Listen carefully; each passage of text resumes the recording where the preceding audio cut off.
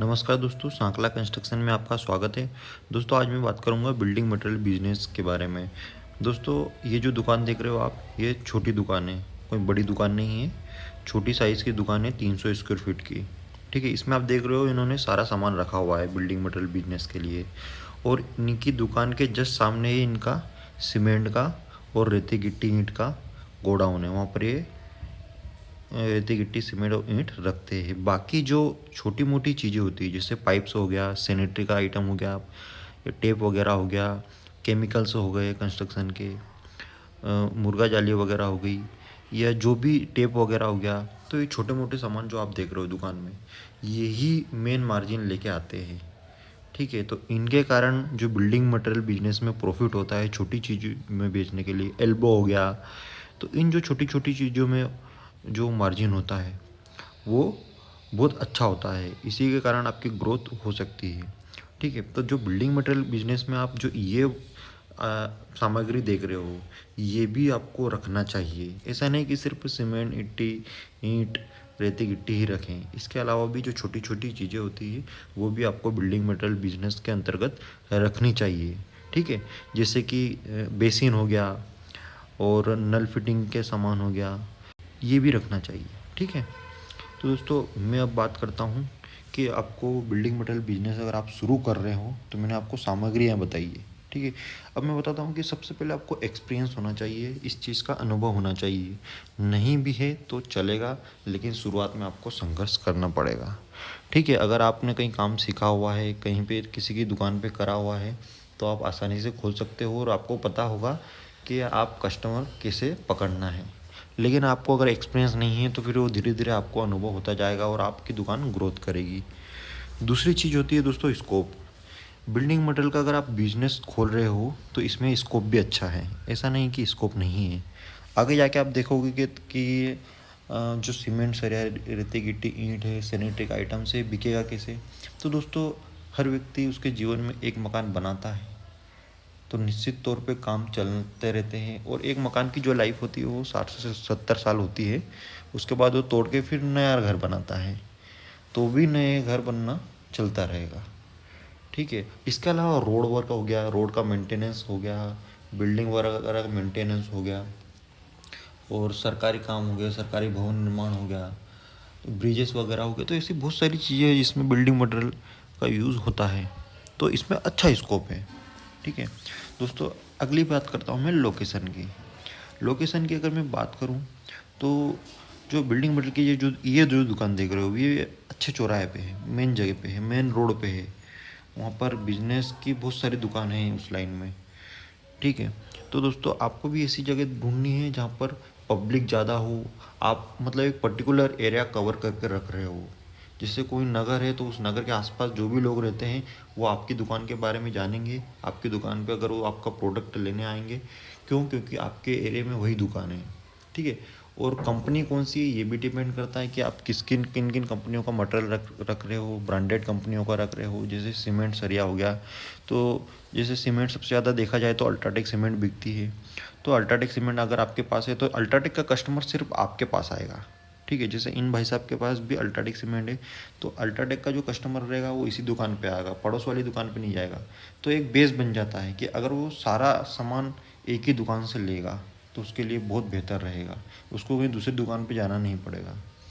ठीक है, तो ये चीज़ें भी मैटर रखती है। तो लोकेशन आपको अच्छी रखनी है मेन चौराहे पर। ठीक है, नेक्स्ट मैं बात करता हूँ डॉक्यूमेंटेशन की। तो डॉक्यूमेंट में आपको जीएसटी रखना है, और जीएसटी के लिए आप ऑनलाइन या वकील के थ्रू या सीए के थ्रू अप्लाई कर सकते हो, जिससे आपका जीएसटी बन जाएगा।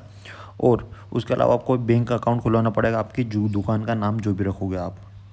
ठीक है, उसके अलावा एक स्टाम्प छपवाना पड़ेगा, जो भी दुकान का नाम रहेगा उस नेम से। और एक बुल बुक छपवानी पड़ेगी, जिसमें आप जो भी कस्टमर आए उसको जो भी आप सामान वो खरीदेगा उसका बिल बना के दोगे, और स्टाम्प उसमें लगाना पड़ेगा, सील साइन उसमें लगानी पड़ेगी। ठीक है, तो ये होगी अपने डॉक्यूमेंटेशन की बात। अब नेक्स्ट आता है दोस्तों इन्वेस्टमेंट। तो इन्वेस्टमेंट की अगर मैं बात करूँ तो कम से कम आपको 4 से 5 लाख रुपए लगेंगे, जिसमें आपको ये आपका काउंटर और एजेंसी आपको जो लेनी पड़ेगी। आप शुरुआत में मेरे ख्याल से जैसे बिल्डिंग मटेरियल में रिटेलरशिप में काम करिए, यानी कि जैसे आपने सीमेंट की रिटेलरशिप ली, डीलरशिप में तो दोस्तों 2.5 लाख रुपए लगते हैं, लेकिन आप छोटे से शुरुआत कीजिए, बाद में डीलर बन सकते हो। लेकिन शुरुआत में आप रिटेलर बनिए। रिटेलर में 25,000 रुपये लगेंगे, उसका डीडी बनेगा, कंपनी में आपका रजिस्ट्रेशन होगा, जिसके थ्रू कंपनी से आपको सीमेंट आ जाएगी। जिसके मतलब अगर आप रिटेलर बनेंगे तो आप डीलर के थ्रू आपको माल आएगा, डीलर पेमेंट करेगा कंपनी को, लेकिन आप कंपनी से जुड़े रहोगे। अगर जो इंसेंटिव स्कीम वगैरह आएगी उसका आपको पूरा फ़ायदा मिलेगा रिटेलरशिप में भी। ठीक है, तो रिटेलरशिप में 25,000 रुपये लगते हैं, डीलरशिप में 2 से 2.5 लाख रुपये लगते हैं। अलग अलग कंपनियों का अलग अलग क्राइटेरिया रहता है। तो दोस्तों अगर मैं मिनिमम इन्वेस्टमेंट की बात करूं तो 4 से 5 लाख रुपए लगेंगे। अगर आपकी खुद की दुकान है तो बहुत ही बढ़िया है, और अगर आप किराए से ले रहे हो तो थोड़ा सा आपको पेमेंट ज़्यादा करना पड़ेगा, इन्वेस्टमेंट ज़्यादा हो जाएगा, क्योंकि आपको हर महीने पेमेंट करना रहेगा। अब इन्वेस्टमेंट में 4 से 5 लाख रुपए में आपका सारा सामान आ जाएगा। आप डीलरशिप रिटेलरशिप भी मिल जाएगी सरिया सीमेंट की। इसके अलावा ईंट गिट्टी रेत का भी आप डैम्पर डलवा सकते हो, और दुकान किराए से ले सकते हो, डैशबोर्ड बना सकते हो, और आपका जो सामान रखने की सारी व्यवस्था हो जाएगी 4 से 5 लाख के इन्वेस्टमेंट में। इसमें आप अगर आपका इन्वेस्टमेंट आगे बढ़ाना भी चाहते हो तो पेंट पुट्टी और रेती गिट्टी तो रखोगे ही सही, सीमेंट भी रखना ही है, तो ये सारी चीज़ें आपकी आ जाएगी। और इसके अंतर्गत बहुत सारी चीज़ें आती है, जैसे टाइल्स वगैरह होगी तो वो भी आप रख सकते हो। ठीक है, तो इन्वेस्टमेंट की अगर मैं बात करूँ तो 4 से 5 लाख रुपए आपको शुरुआत में लगाने पड़ेंगे। दोस्तों अब मैं अगर प्रॉफिट की बात करूँ तो प्रॉफिट अच्छा खासा होता है दोस्तों। कम से कम जैसे ये जो बेसिन वगैरह है इनमें डबल मार्जिन रहता है डायरेक्ट। एल्बो वगैरह है, केमिकल्स है, टेप वगैरह है, इनमें करीबन 30 से 40% का मार्जिन रहता है। यानी कि 100 रुपये की अगर टेप आप दे रहे हो तो आपको 60 रुपये में पड़ेगी, आपको 40 रुपये का मार्जिन होगा। तो ऐसे अच्छा खासा मार्जिन रहता है छोटी छोटी चीज़ों में। और सीमेंट में आपको एक बैग पे 10 से 15 रुपये आसानी से मिल जाएंगे। सरिये में भी 2 से 3 रुपये आपको आसानी से मिल जाएंगे। और ईंट वगैरह में भी 1 रुपया ईंट आपको मिलेगा। आपने 5,000 ईंट किसी को दी तो आपको 5,000 रुपये मिल जाएंगे आसानी से। तो इस प्रकार आप रेती गिट्टी ईंट में सब में अच्छा मार्जिन कमा सकते हो। धीरे धीरे आपको एक्सपीरियंस हो जाएगा।